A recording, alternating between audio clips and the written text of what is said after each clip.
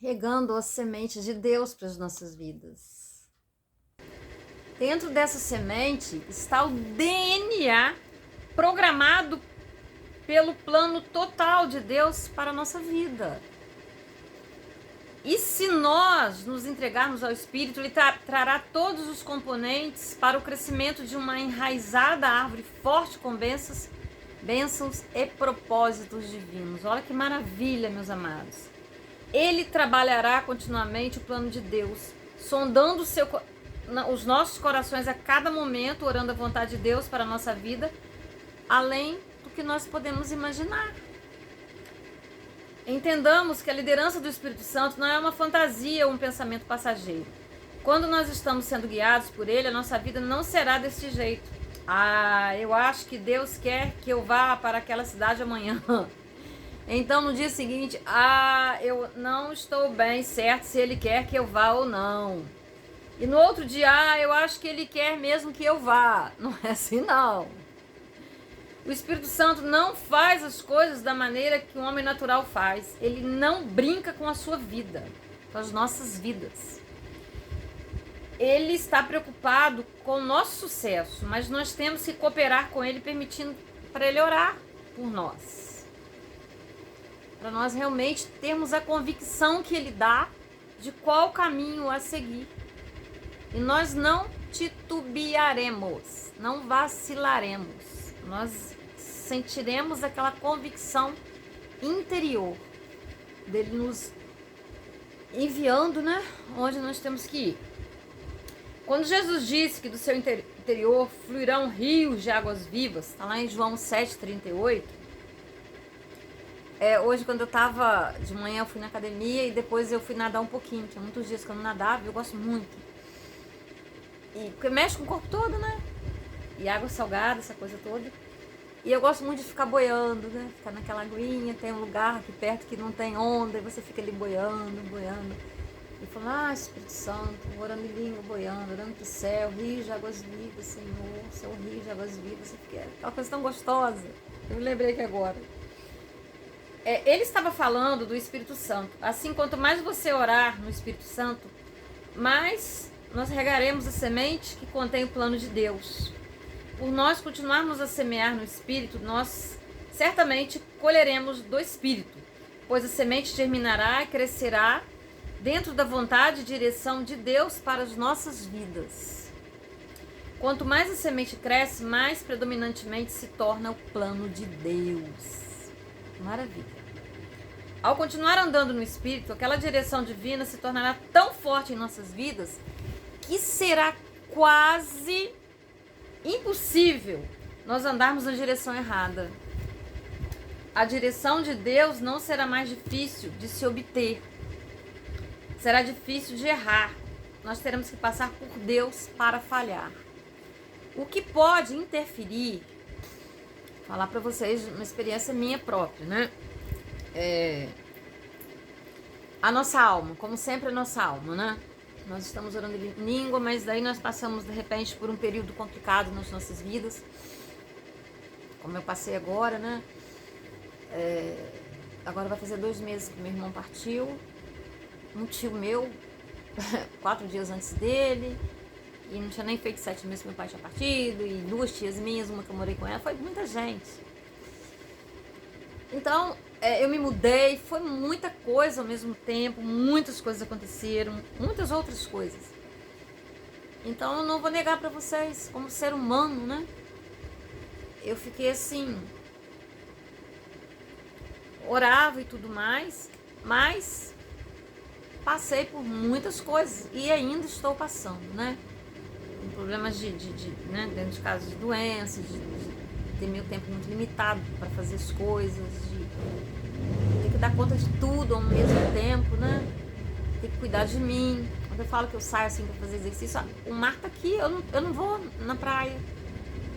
Para falar a verdade, desde que eu tô aqui, eu só devo ter ido umas 3 vezes, 4 com meu neto, só.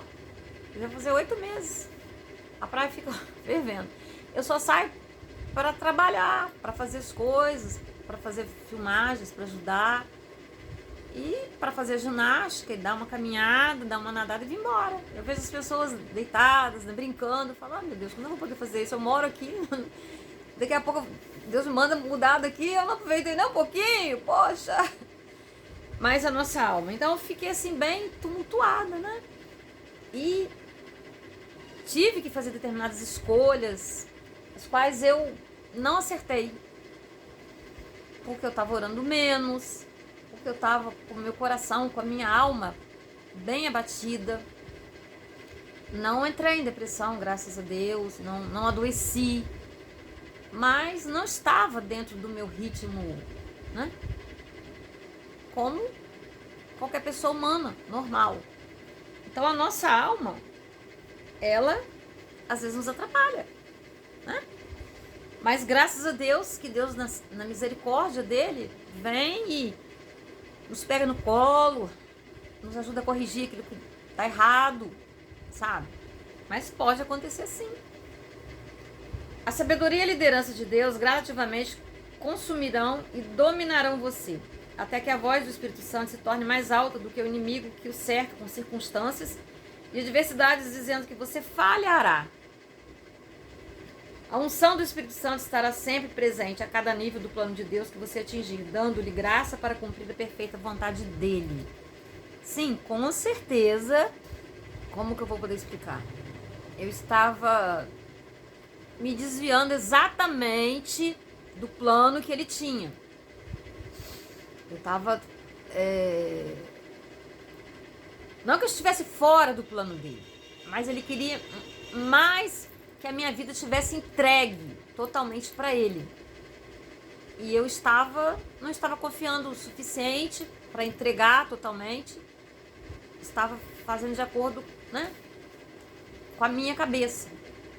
Mas como eu falei, a minha alma estava bem abatida, né? Era muita coisa num tempo só. O diabo está com muito medo de que nós recebamos esta mensagem e venhamos a segui-la. Nós não fazemos ideia de quanto o diabo tem medo da oração. Ele sabe bem que é apenas uma chance para impedir de nós cumprirmos o propósito que nascemos para cumprir. Ele tem que tirar nós da oração para não permitir ao Espírito Santo trabalhar o plano de Deus em nós. Além dessa estratégia, o diabo não tem outra chance, porque maior é aquele que está em nós do que o que está no mundo. 1 João 4,4. Ele sabe, por isso, essa confusão, né? Lá no final do século XIX, quando começou essa maior manifestação do batismo do Espírito Santo e tal. Mas as pessoas não tinham entendido, começaram na verdade, elas não entenderam essa questão da edificação pessoal e começaram a dar frutos negativos. Então os outros olharam e falaram assim, tá batizado, diz que tem poder, mas tá fazendo coisas erradas, tá, né? Então, precisava de um alinhamento. E é o que aconteceu, né? Aconteceu disso, haver toda essa polêmica e algumas igrejas vedaram isso aí. Mas isso tá na Bíblia. Não tem como negar, né? É de vital importância que nós aprendamos como liberar o Espírito Santo em nossa vida para andar em perfeita vontade de Deus. Porque tão certo como nós respiramos, Jesus dividirá os céus ao som da grande trombeta, no momento exato da escala de Deus pelo qual toda a criação espera. Naquele dia, quando nós contemplarmos Jesus face a face, o que ele nos dirá?